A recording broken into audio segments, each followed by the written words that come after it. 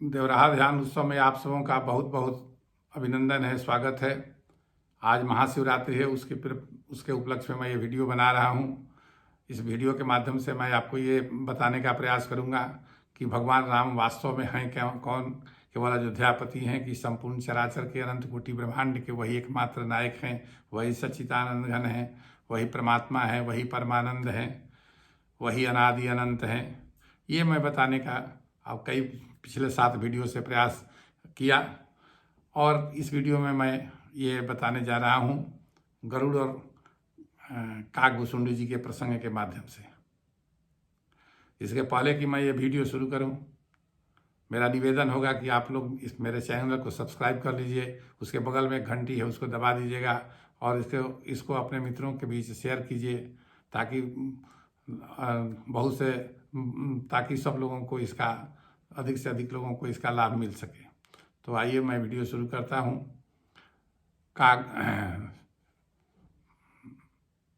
गरुड़ जी भगवान शंकर से मिले और भगवान शंकर ने समझा बुझा कर गरुड़ जी को काकभुसुंड जी के दरबार में भेज दिया। इसको मैंने आपको पिछले वीडियो में सुनाया था, आप आगे की मैं कथा सुना रहा हूँ। तो इस प्रकार गरुड़ जी काकभुसुंड जी के दरबार में पहुँचे हैं। भगवान शंकर ने समझाया था कि भाई वो बहुत उत्तम कोटि के कथावाचक हैं।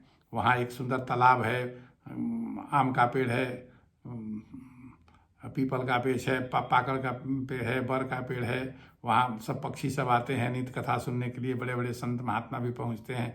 बड़ा मनोरम दृश्य है। आप जाइएगा तो उस मन भावन दृश्य में आपके हृदय से जो संदेह मोह हुआ है आपके हृदय में वह दूर हो जाएगा।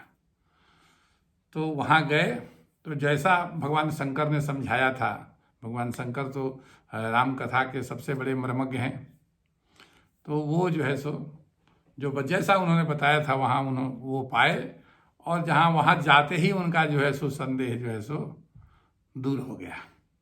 वहाँ जाते ही यही संत की महिमा होती है कि संत की अवरा में जब कोई संसारी जीव पहुँचता है तो वहाँ पहुँचते ही उसका मन जो है सो बदलने लगता है। यही संत की पहचान भी है कि उसके सानिध्य में जाने से आपका मन जो है सो संसार से अध्यात्म की तरफ जाने के लिए प्रेरित होने लगे। यही गुरु की भी कृपा होती है तो होता है, यही सदगुरु की कृपा होती है तो होता है, यही परमात्मा की कृपा होती है तो मन बदलने लगता है, मन वैराग्य की तरफ जाने लगता है।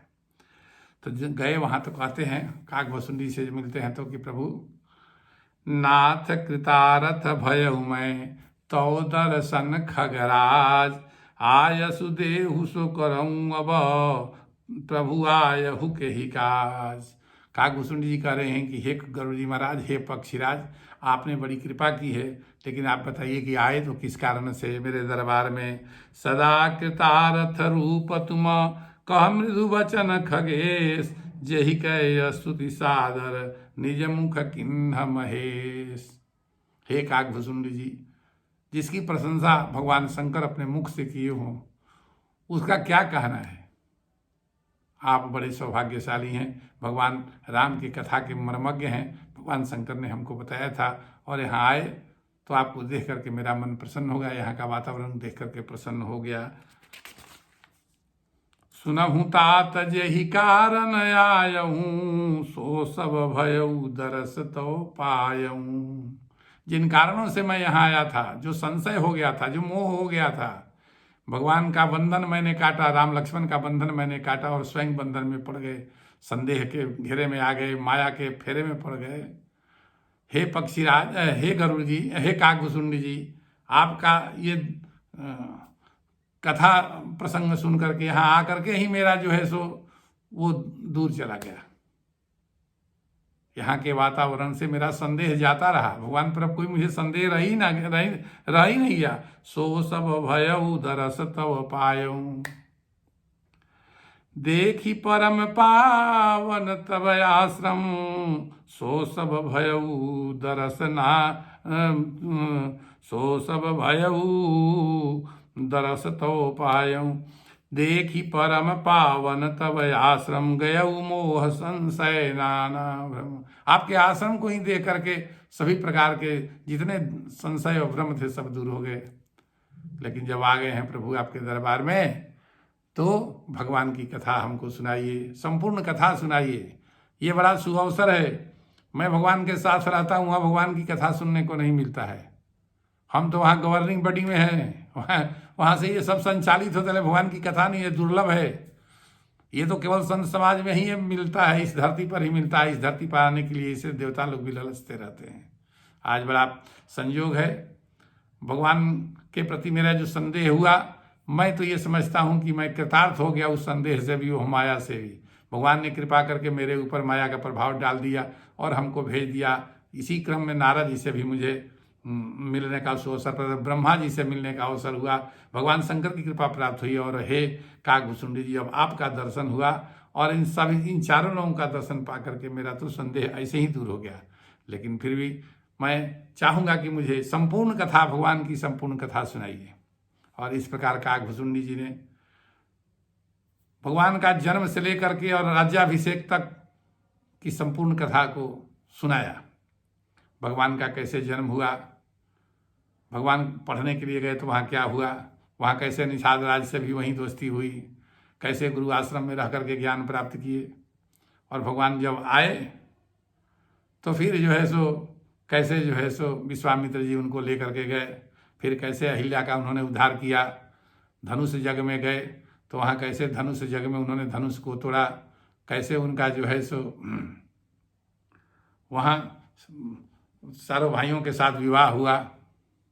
ये सब कथा प्रसंग सुनाए। भगवान शादी करके जो अयोध्या में आए और जो 10 वर्षों तक रहे शादी के बाद, उस सब कथा को भगवान काकभूषुंडी जी ने गरुड़ जी को सुनाया। फिर भगवान का जो वन गमन हुआ और चित्रकूट में जाकर जो वास हुआ और जो वहाँ संतों से मिलन हुआ, वो सब प्रसंग को बारी बारी से उन्होंने, जिस प्रकार से उन्होंने कबंध का वध किया, विराध का वध किया, सरभंग ऋषि से मिले, अत्रि से मिले, अगस्त ऋषि से मिले, सुतसेन जी से मिले, तो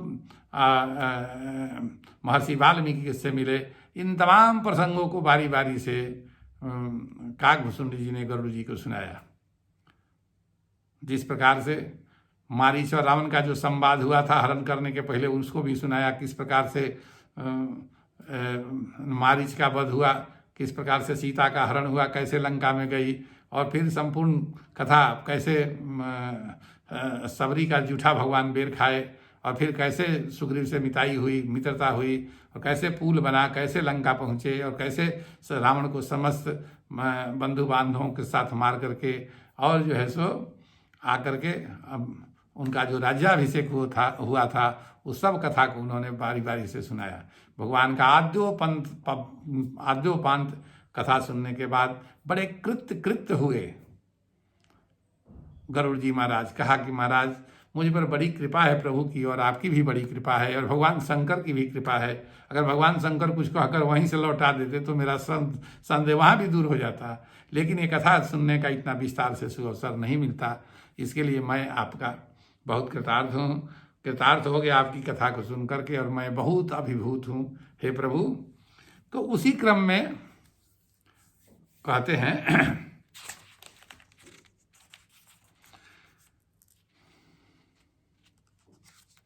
कि देखिए, काकभूषुंडी जी कह रहे कि हे गरुड़ जी, हे पक्षीराज, आप तो हमारे भी मालिक हैं, हम तो कौआ हैं और आप तो सब पक्षियों के राजा हैं। तुम्हि न संशय मोह न माया, मोह पर नाथ किन्ह तुम दाया। आपको संशय मोह नहीं हुआ था, आप तो मुझ पर दया करके यहाँ पहुँच गए। भगवान के आप वाहक हैं, आप सदा उनके साथ रहते हैं, उनकी भी कृपा है मेरे पर कि आपको यहाँ भेज करके मुझे मान और बड़ाई दे रहे हैं। मैं तो बहुत छोटा सा भगवान का भक्त हूँ और अपनी बुद्धि से यहाँ कथा कहता हूँ, लेकिन आपके जैसे श्रोता यहाँ करके सुन रहे हैं, यह मेरा बड़ा सौभाग्य है। तो पठई मोह मिस खगपति तो ही रघुपति दिन ही बड़ाई मोई।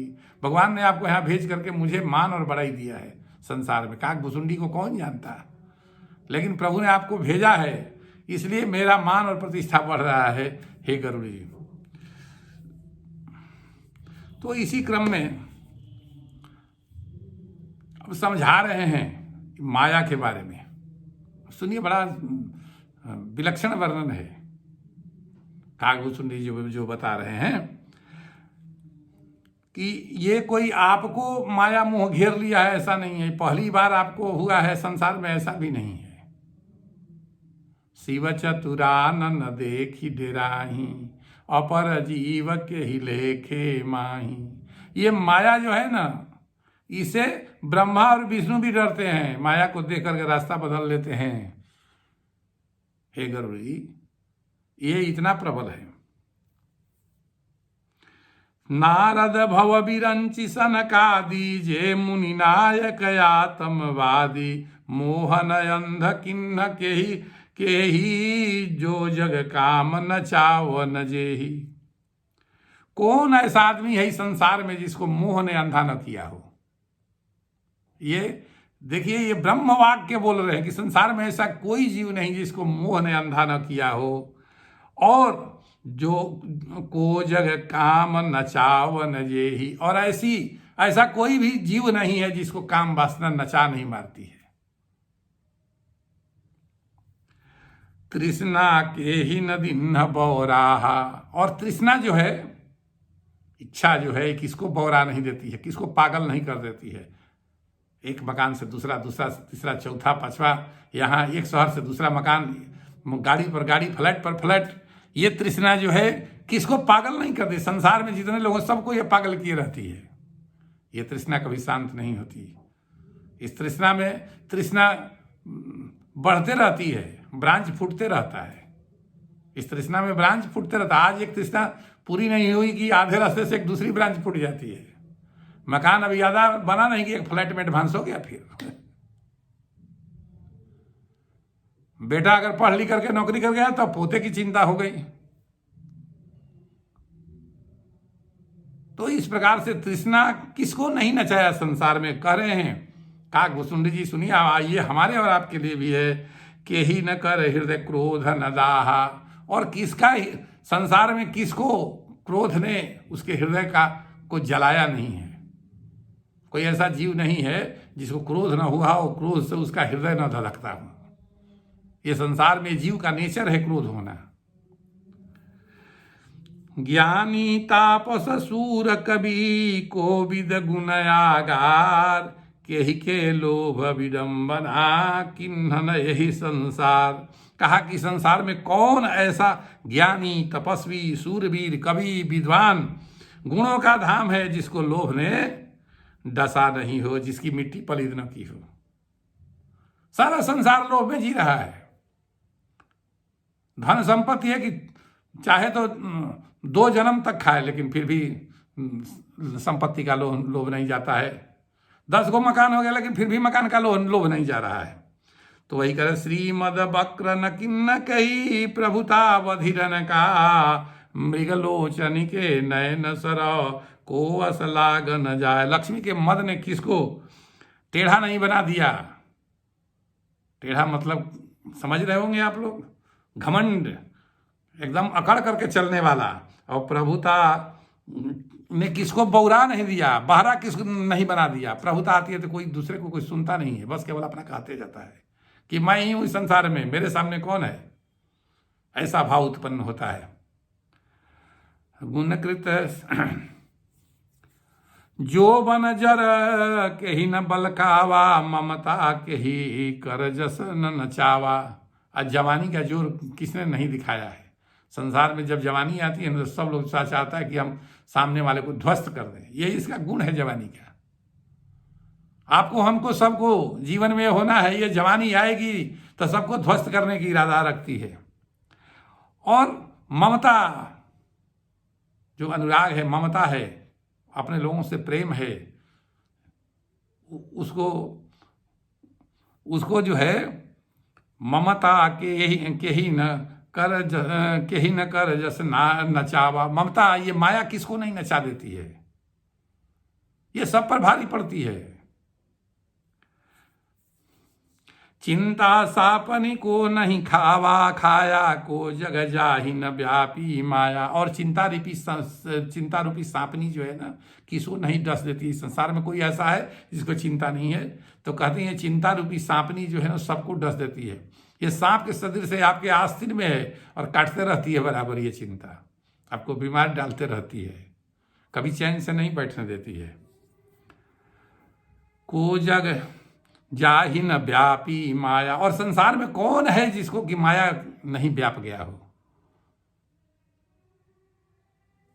तो इस प्रकार से व्यापी रहे संसार महु, माया कटक प्रचंड, सेनापति कामादि भट दंभ कम कपट पाषंड।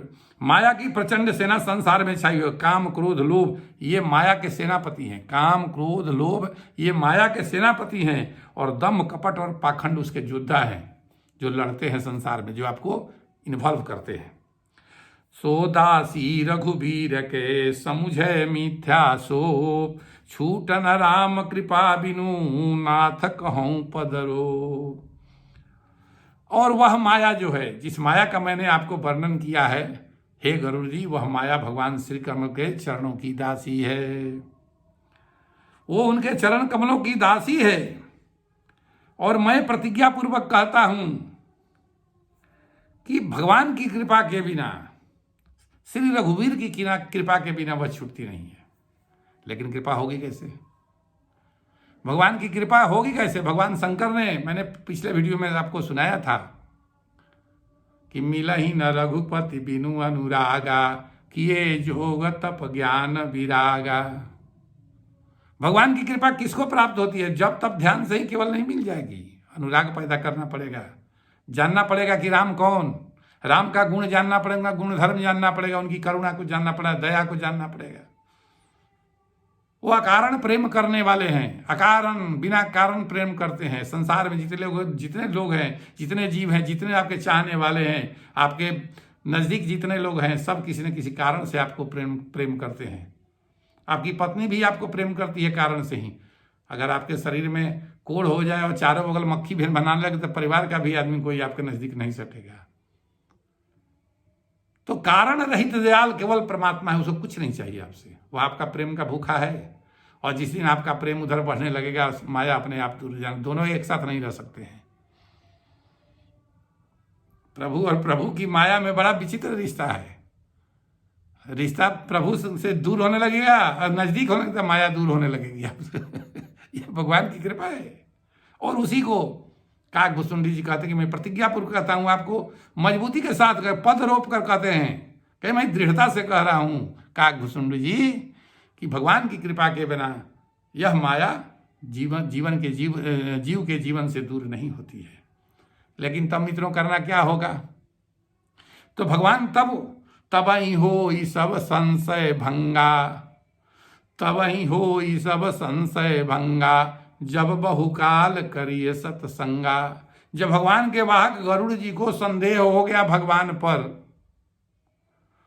और उस संदेह को दूर करने के लिए भगवान की आद्योपांत कथा उनको काकभूषुंडी जी से सुननी पड़ी। काकभूषुंडी जैसे कथावाचक भगवत प्राप्त पुरुष से सुननी पड़ी, तो हमको भी वही करना पड़ेगा।